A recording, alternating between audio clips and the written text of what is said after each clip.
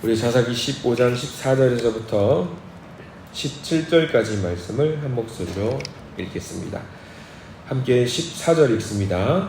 삼손이 레히의 이름에 블레셋 사람들이 그에게로 마주 나가며 소리 지를 때 여호와의 영이 삼손에게 갑자기 임하시매 그의 팔 위에 밧줄이 불탄 삼과 같이 그의 결박되었던 손에서 떨어진지라. 삼손이 나귀의 새 턱뼈를 보고 손을 내밀어 집어들고 그것으로 1000명을 죽이고 이르되 나귀의 턱뼈로 한 더미 두 더미를 쌓았으니여 나귀의 턱뼈로 내가 1000명을 죽였도다 하니라.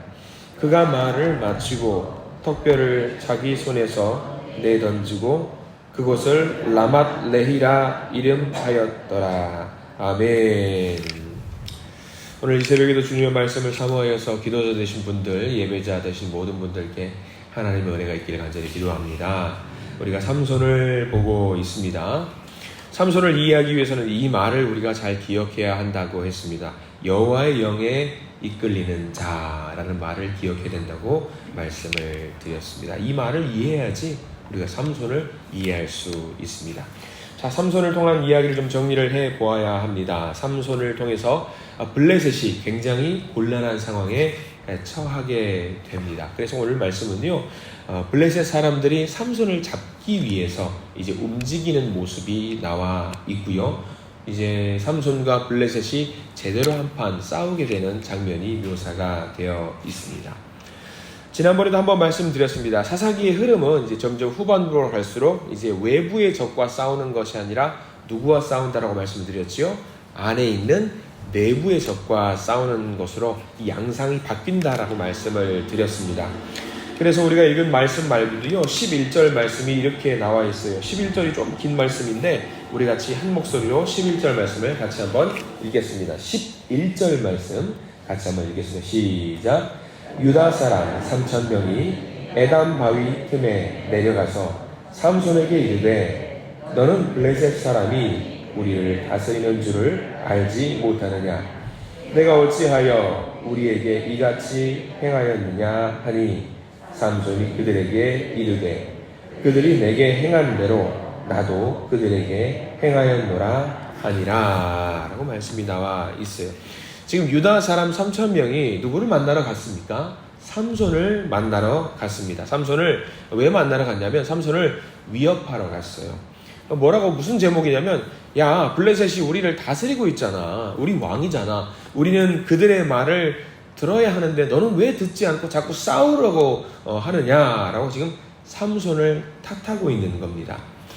블레셋 사람들이 40년간 다스린 주인이라고 말을 하는 거죠. 왜 그들의 말을 듣지 않고 함부로 행동을 하느냐라면서 삼손을 나무랍니다. 이게 우리가 이 말씀을 듣고 있으면 가만히 그럴 수도 있겠다 생각을 할 수도 있겠지만 그게 그러면 안 되는 거예요. 왜냐하면 지금 이렇게 3000명이 삼손을 만나러 간 지파가 어떤 지파냐라는 것이 굉장히 중요합니다. 무려 유다 지파입니다. 이스라엘 백성 중에서 가장 힘이 센 지파가 세 지파가 있어요. 우리가 지지난 시간까지 봤던 첫 번째로 므낫세 지파가 있고요. 그 다음으로 므낫세 지파는 영토가 제일 넓어요. 제일 넓고요. 그 다음에 가장 군사력으로 힘이 좋았던 지파가 에브라임 지파가 있습니다. 또 하나의 지파가 있습니다. 에브라임과 함께 선두에서 이스라엘 백성들을 이끌었던 지파가 어떤 지파냐면 유다 지파입니다. 무려 유다 지파는 어떤 지파냐면 우리가 읽었던 사사기 16장 말고 나중에 보십시오. 1장 18절에 이런 말씀이 기록이 되어 있어요. 제가 읽어드리겠습니다. 사사기 1장 18절 유다가 또 가사 및 그 지역과 아스글론 및 그 지역과 에그론과 그 지역을 점령하였고 여호와께서 유다와 함께 계셨다라는 말씀이 있어요. 자, 사사기 1장 18절을 통해서 유다 지파가 어떤 지파가인지 우리가 알게 됩니다. 굉장히 강력했던 지파고요. 지금 방금 말씀드렸던 아스그론, 에그론 이런 지역은 어떤 지역이냐면 블레셋 지역의 핵심적인 지역이에요. 그럼 유다 지파가 여호와의 영에 이끌려서 블레셋을 토벌했을 정도로 굉장히 강력한 지파였던 그런 유다 지파가 지금 뭐 하고 있냐면 야, 우리 블레셋에게 잘 보여야 돼. 그러면서 삼손을 나무라고 있는 상황이 지금 성경에 묘사가 되어 있는 거죠. 우리는 이 성경 보면 답답하죠. 이게 말이 되냐. 그렇게 블레셋을 호령했던 지파, 유다 지파가 이제 쩔쩔매는 거예요. 3,000명이나 모였으면 여러분들이 유다 지파를 이끌고 있었던 지도자였으면 뭘 할 것 같아요? 저 같으면은 싸우러 가자고 그럴 것 같아요. 삼손과 함께 싸우러 가자고 그럴 것 같은데, 지금 유다는 뭘 하고 있냐면 삼손을 나무라면서 이 삼손을 잡으려고 가는 거예요. 한두 명이 가는 것도 아니에요. 3,000명이 갑니다. 3,000명. 삼손이 힘이 세다라는 걸 알고 있어요. 삼손이 힘이 세다는 걸. 여러분, 사사기를 이끌었던 패턴이 있습니다. 첫 번째는 범죄하지요. 그 다음 범죄한 다음에 이제 하나님께서 벌을 주시기 위해서 외적을 들어 세우십니다. 그 다음 외적을 들어 세운 다음에 뭘 하냐면은 벌 받고 나니까 뭐예요? 이스라엘 백성들이 회개를 합니다. 그래서 회개를 하니까 하나님이 그 모습을 보고 아유 안 되겠다 하고 구원을 해주는 모습이 이 사사기의 패턴이라고 말씀을 드렸어요. 근데 이 패턴이 깨집니다. 이제는 깨져가지고 범죄, 외적이 침입하는 거, 회개하고 구원하는 거, 이게 한 단계가 빠져버려요. 뭐가 빠지냐면 회개가 빠집니다. 회개가 빠져요. 회개가 빠지니까 그 다음에 하나님이 구원을 해주셔요? 안 해주셔요? 안 해주시는 거예요. 그리고 이제 유다 지파는 이 상황을 받아들이고 그냥 순응하려고 갑니다. 삼손을 위협해서 삼손을 유다 지파에 넘겨주려고 마음을 먹습니다. 상황이 어때요? 삼손이 사사예요. 이스라엘 백성들의 리더고 이끌고 가는 사람이라는 걸 모든 사람이 알고 있습니다. 근데 상황이 이쯤 되면은요, 이스라엘 백성들이 싸우겠다는 의지가 없는 거예요. 그냥 이대로 그냥 살자라는 거예요. 이대로 살자. 누구도 블레셋과 싸우려 하지 않고 이 시대의 흐름을 그냥 거스르려고 하지 않고 있습니다. 상황에 적응을 하는 거죠. 유다 지파의 모습을 보면은요, 요즘 우리 한국 교회의 모습이 좀 이런 모습이 아닌가 생각이 들 때가 있어요. 그냥 불편해도 그냥 조금 부흥? 아유 됐어. 그냥 우리끼리 이렇게 신앙생활하고 지내자. 우리끼리 예배드리고 가자. 제가 여기 오기 전에도 서울 경기권에는 있는 교회, 대전에 있는 교회도 좀 그런 것들이 있습니다. 큰 교회 가면은 더 부흥을 해요. 큰 교회가. 작은 교회는 더 힘이 안 나는 경우들이 있어요. 왜 그런지 아세요, 여러분들? 큰 교회는 젊은 사람들이 갑니다. 왜 젊은 사람들이 갈까요? 물론 그 교회가 좋은 곳도 있겠지만 대부분 이런 마음으로 가는 것 같아요. 제 아는 친구도 집사님들도 물어보면 그래요. 너 왜 그 교회 다니니? 라고 물어보면 그렇게 말을 하는 분들을 봤어요. 뭐냐면 그냥 주일 조용히 예배만 드리고 그냥 갔다 나오면 되지. 예배 드리고 그냥 나오면 되지 라고 이야기를 하고 그냥 조용히 큰 군중 속에서 조용히 있다가 나오는 거예요. 뭐 더 하기 싫은 거예요. 예배는 드리고 싶고 그냥 예배 드리고 예배 드렸다고 얼굴 도장 찍고 하나님 저 왔어요 하고 도장 찍고 나가려고 하는 마음들이 많이 있어요. 물론 다 그런 건 아닐 겁니다. 저는 그게 아니라고 믿고 싶고요. 근데 그런 모습 속에서 그냥 이렇게 그냥 지나가다가 그냥 이렇게 가면 되지 라는 마음으로 신앙생활을 하고 있는 분들이 제법 많아요. 저는 그러지 말라고 이야기를 권면을 해요. 그러지 말라. 하나님께서 너에게 이 교회에 맡겨주신 일이 있고 이 시대의 세상 가운데 살기 위해서 하나님이 너에게 맡겨주신 일이 있을 텐데 그 일을 찾아서 감당하면서 기도로 나가야 되지. 그냥 군중 속에 묻혀가지고 그냥 쏘 그냥 좋은 게 좋은 거지 하고 하는 신앙생활을 갖고 있는 것처럼 무서운 게 없어요. 우리는 그런 생각 하지 않았으면 좋겠습니다. 안주하고 있는 것. 제가 제일 늘 혼자서 생각하는 말이 있습니다. 아무 일도 하지 않으면 아무 일도 일어나지 않는다라는 말이 있어요. 무언가 해야 된다라는 거예요. 하나님 앞에서 우리도 무언가 열심히 할 수 있도록 노력을 해야 된다라는 거죠. 제가 이 교회 사역을 시작하면서 이제 그 그림을 요즘은 늘 그려요. 무슨 그림이냐면 여러분 한번 상상해 보십시오. 5년 뒤에 우리 한신교회 어떨까요? 5년 뒤에 그냥 그림을 그려보세요. 5년 뒤에 우리 한신교회 어떨까? 5년 뒤에도 이 새벽 예배당이 더 많이 나올 거라고 저 믿어 의심치 않습니다. 주님 이 고백이 맞는 고백이 되게 해주세요. 5년 뒤에 우리 한신교회의 모습이 더 활기차고 더 생기있고 더 많이 모이고 더 재밌는 교회, 하나님 앞에 칭찬받는 교회의 모습이 되기를 간절히 기도하고 있어요. 저는 그렇게 될 줄 믿습니다. 자, 5년까지 가지 마시죠. 1년 뒤에 우리 모습 한번 잠깐 그려보세요. 그림. 우리 1년 뒤에 윤영희 목사님 분명히 그런 고백을 새벽 예배 시간에 했는데 그게 맹탕이 아니길 기도해. 맹탕이 아니길. 그러니까 그렇게 하기 위해서 가끔 생각을 하는 거예요. 내가 가만히 앉아서 뭔가 그냥 가만히 있으면 될까? 안 되거든요. 제가 움직여야 되고 만나야 되고 같이 동료해야 되고 권면해야 되고. 근데 저만 하면 될까요? 절대 안 돼요. 저만 그냥 맨땅 헤딩만 하면 막 끌고 간다고 해서 이게 되는 게 아닙니다. 왜? 우리 교회는 하나의 생명체입니다. 같이 움직여야 되는 거예요. 네. 그렇기 때문에 저는 간절히 여러분들께 부탁을 드리는 게 있어요. 아니, 늘 나오시는 분들한테 부탁하지 마시고요. 안 나오시는 분들한테 부탁하세요. 맞는 말이에요. 맞는 말인데 우리 같이 했으면 좋겠다는 생각이 드는 거죠. 가만히 있으면 안 됩니다. 명심하십시오. 자, 유다 지파처럼 좋은 게 좋은 거야 하면은 처음에는 블레셋을 호령했던 민족이었지만 나중에는 도태돼가지고 가만히 있고 싶어 하는 거예요. 우리는 그렇게 하지 말았으면 좋겠어요. 자, 우리가 읽었던 말씀을 좀 더 봤으면 좋겠습니다. 오늘 읽었던 말씀 중에 12절 말씀과 13절 말씀이 있어요. 12절 말씀. 이제 유다 지파가 삼손을 치러 가요. 삼손을 잡으러 가요. 엄밀히 말하면 잡으러 가지요. 사사기 15장 12절과 13절 말씀 함께 읽습니다. 시작. 그들이 삼손에게 이르되 우리가 너를 결박하여 블레셋 사람의 손에 넘겨주려고 내려왔노라 하니 삼손이 그들에게 이르되 너희가 나를 치지 아니하겠다고 내게 맹세하라 하매 그들이 삼손에게 말하여 이르되 아니라 우리가 다만 너를 단단히 결박하여 그들의 손에 넘겨줄 뿐이요 우리가 결단코 너를 죽이지 아니하리라 하고 새 밧줄 돌로 결박하고 바위 틈에서 그를 끌어내니라. 자, 이쯤 되면 여러분 어떠세요? 동족이고 뭐고 없어요. 다 뒤집어 엎어야 되는 게 맞습니다. 삼손의 힘이 있기 때문에 그게 가능합니다. 우리가 기존에 알고 있었던 망나니 같았던 삼손이라면 다 엎어버릴 수 있었어요. 근데 삼손이 딱 하나 갖고 있었던 원칙이 있습니다. 삼손은 늘 하나님께 영을 받아서 활동하면서 누구를 무찌르기 위해서 활동을 하냐면 딱 하나입니다. 목적은 딱 하나예요. 블레셋이에요. 동족을 향하여서 힘을 쓰고 싶은 마음이 하나도 없는 거예요. 그래서 약속을 나 건드리지 마. 나를 해하지 마. 니들이 하자는 대로 할게. 니들이 건드리지만 않으면 난 우리 민족을 싸우고 싶은 마음이 하나도 없어. 라고 해가지고 원칙적으로 자기가 갖고 있던 그 원칙대로 같은 유다 민족, 같은 이스라엘 민족을 절대로 건드리지를 않습니다. 그런데 이 모습 속에서 유다가 얼마나 지금 패역한 모습을 보여주고 있는지 우리는 알게 돼요. 저 같으면 가만히 있지 않거든요. 야, 니들이 이게 이러면 안 되잖아 해가지고 아유 왜 그래? 내가 너를 죽이려고 하는 게 아니야. 너를 묶어서 뭐 한다고? 블레셋에 넘겨주려고. 넘겨주는 게 뭐예요? 곧 죽이겠다라는 거예요. 동족을.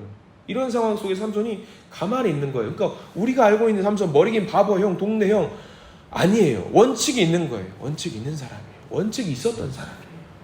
그래서 14절에 이제 삼손이 하나님의 영에 이끌려서 역사하는 이 역사를 하나님의 쓰임을 받는 장면이 묘사가 되어 있죠. 14절 다시 한번 읽어보겠습니다. 삼손이 레히에 이름에 블레셋 사람들이 그에게로 마주 나가며 소리 지를 때 여호와의 영이 삼손에게 갑자기 임하시며 그의 팔 위에 밧줄이 불탄 삼과 같이 그의 결박되었던 손에서 떨어진지라. 자, 여기는 우리가 밑줄을 그어야겠죠. 여호와의 영이 삼손에게 갑자기 임하시네. 자, 이 그림을 여러분 한번 그려보세요. 끌려가고 있어요. 삼손이 묶여가지고 막 끌려가는데 저 앞에 누가 있냐면 이제 블레셋 민족들이 이제 도열을 해가지고 야, 드디어 삼손 온다. 우리가 묶인 삼손을 드디어 만났구나. 이제 우리가 그들을 당장 잡아서 혼쭐을 내줘야겠다고 생각을 했을 겁니다. 근데 그 순간 공교롭게 찬물이 끼얹어져요. 왜? 성령이 그에게 임하게 되는 거죠. 성령이 임하게 되면 무슨 일이 일어나는 거죠? 하나님이 역사하는 거예요. 힘이 솟습니다. 그래서 15절 말씀에 이제 턱뼈를 집어들고 나귀의 턱뼈를 집어들고. 자, 우리 생각합니다. 시체라든가 시체에 관련된 걸 가까이 닿으면 나시린이 그러면 돼요, 안 돼요? 안 되는 거예요. 원래 안 되는 거예요. 근데 성령이 임해서 뭘 잡는 거예요? 턱뼈를 잡는 거예요. 턱뼈를 잡아요. 그러면 이게 정결 예법이고 다 제껴놓고 그 모든 것을 초월하는 분이 누구다? 여호와 하나님인 거예요. 여호와 하나님. 여호와의 하나님이 우리 정결 예식에 의하면 하나님 앞으로 나갈 때는 정결한 모습으로 나가야 되기 때문에 시체를 만지거나 그러면 절대 안 되는 거예요. 하루 반드시 목욕 제기하고 하루가 지나서 하나님 앞으로 나가야 되는 건데, 근데 하나님은요 그런 거 필요 없대요. 내가 너에게 영을 줄 테니까 정결 필요 없어. 내가 지금부터 너에게 역사할 거야 라고 할 때는 이런 거 아무것도 필요 없는 거예요. 그래서 하나님의 영이 임해가지고 이 턱뼈를 잡아가지고 주변에 동족이 3,000명 있어요. 그리고 저 앞에 적이 있고요. 그러나 유다 사람들은 단 한 명도 잡지 않고 제거하지 않고 하나님의 영에 입각해서 블레셋 사람들을 막 제거하고 있어요. 하나님의 영에 입각해서. 그래서 우리는 알게 되는 거예요. 삼손은 대충 사는 사람이 아니었어요. 여자에 그냥 눈이 돌아가지고 있는 사람도 아니었고요. 경우 없이 막 활보가 다니는 사람도 아니었어요. 여호와의 영에 이끌렸다 살았던 사람이 바로 삼손이에요. 삼손. 우리가 이 삼손을 제대로 이해할 수 있어야 됩니다.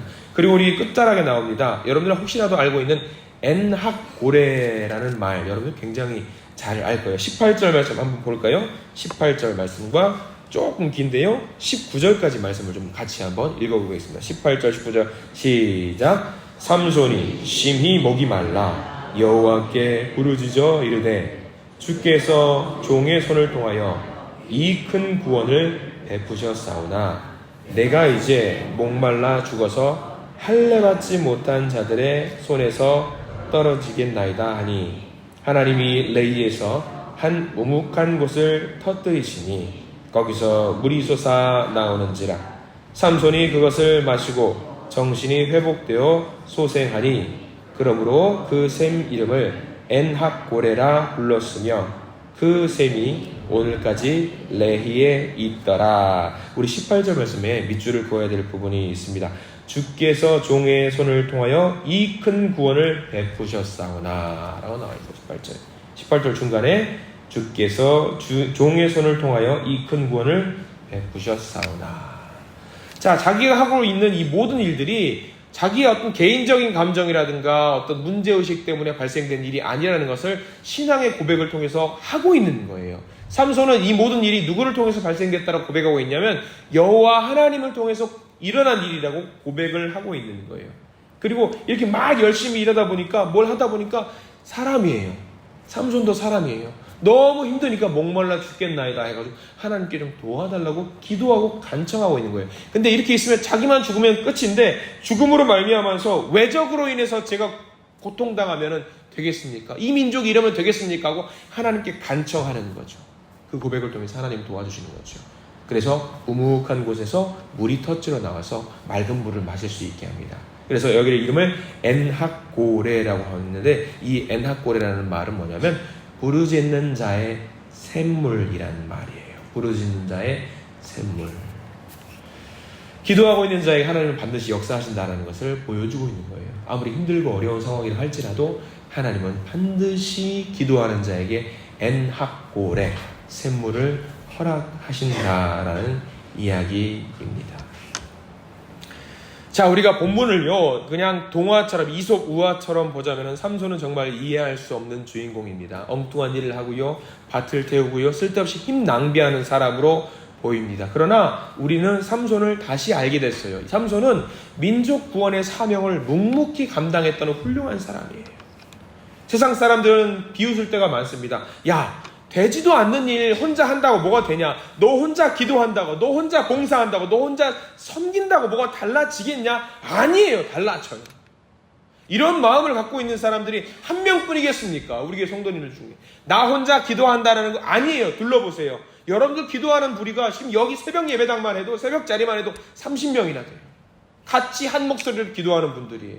그러면 혼자 기도하는 거 아니에요. 같이 하는 거예요. 그러면 이 가운데 반드시 역사가 일어납니다.